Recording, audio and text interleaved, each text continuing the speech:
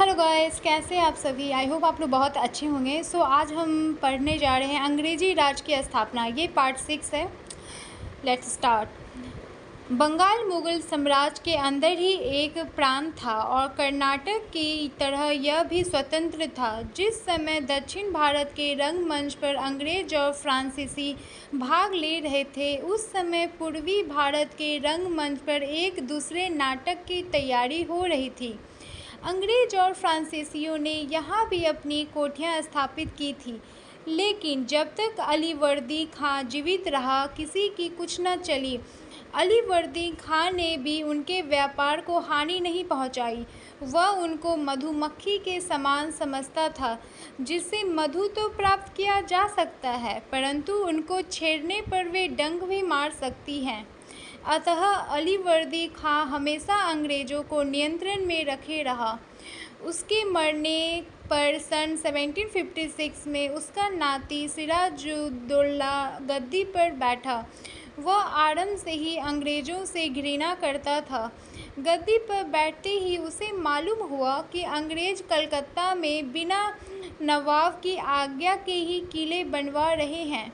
यह सुनते ही तत्काल नवाब ने उनकी किलेबंदी रोक दी, लेकिन अंग्रेज़ों ने उसकी आज्ञा नहीं मानी। वे दक्षिण में भारतीय राजाओं की शक्ति से वाकिफ़ हो चुके थे, यहाँ तक कि जो दूत आज्ञा लेकर आया, अंग्रेज़ों ने उसका अपमान भी कर दिया।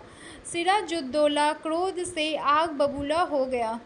उसने सोचा, अगर ये व्यापारी इसी तरह उसकी आज्ञा का उल्लंघन करते गए तो फिर कर्नाटक और बंगाल में भेद ही क्या रह जाएगा।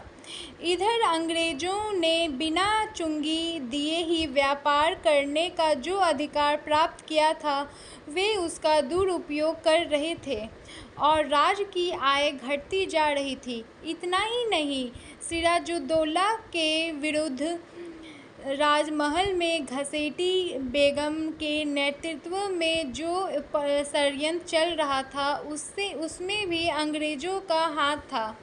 अतः इन सभी कारणों से नवाब ने कलकत्ता पर आक्रमण कर दिया। 1756 में युद्ध में बहुत से अंग्रेज मारे गए, बहुत से कैद कर दिए गए और जो बचे वे भाग खड़े हुए। इस प्रकार कलकत्ता पर पूरा अधिकार और वहाँ मानिकचंद को गवर्नर बनाकर नवाब अपनी राजधानी मुर्शिदाबाद लौट आया। कालकोठरी की घटना। इस संबंध में एक दुखद घटना का उल्लेख मिलता है। कलकत्ता में बहुत से अंग्रेज कैद कर लिए गए थे। रात में ये सभी कैदी एक तंग कोठरी, जिसका क्षेत्रफल 200 वर्ग फीट था, बंद कर दी गई। कैदियों की संख्या 946 थी। सुबह जब कोठरी खोली गई तो केवल 22 व्यक्ति जीवित निकले, बाकी मर चुके थे। इतिहास में यह घटना ब्लैक हॉल ट्रेजेडी के नाम से प्रसिद्ध है, लेकिन आधुनिक इतिहासकार इस घटना की सत्यता पर संदेह करते हैं और इसे हॉलवेल की उर्वर कल्पना शक्ति की उपज मानते हैं। यह संभव है कैदियों में जो घायल थे वे मर गए हों, और यदि यह सत्य भी है तो इसका दोष नवाब के मत्थे नहीं मढ़ा जा सकता। अलीगढ़ की संधि।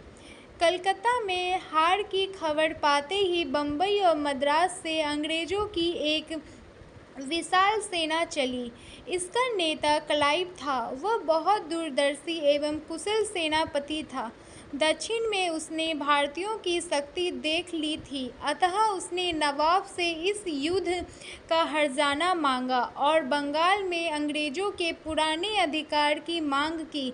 साथ ही उसने मानिकचंद को नवाब बना देने का लोभ देकर अपनी ओर मिला लिया और कलकत्ता पर चढ़ाई कर दी। मानिकचंद जानबूझकर हार गया। इस प्रकार पुनः कलकत्ता पर अंग्रेज़ों का अधिकार हो गया। जब नवाब को यह खबर मिली तो उसने और कोई उपाय न देखकर क्लाइव से संधि कर ली। यह संधि अलीनगर की संधि कहलाती है। इसके अनुसार अंग्रेज़ों के पुराने अधिकार लौटा दिए गए, उन्हें किलेबंदी की आज्ञा दे दी गई। युद्ध का हर्जाना भी नवाब ने नहीं दिया और प्रतिज्ञा की कि अंग्रेज़ों को छोड़कर किसी अन्य यूरोपियन को अपने दरबार में नहीं रखेगा। इस प्रकार बंगाल में पुनः शांति स्थापित हो गई, लेकिन यह शांति तूफान से पहले की थी।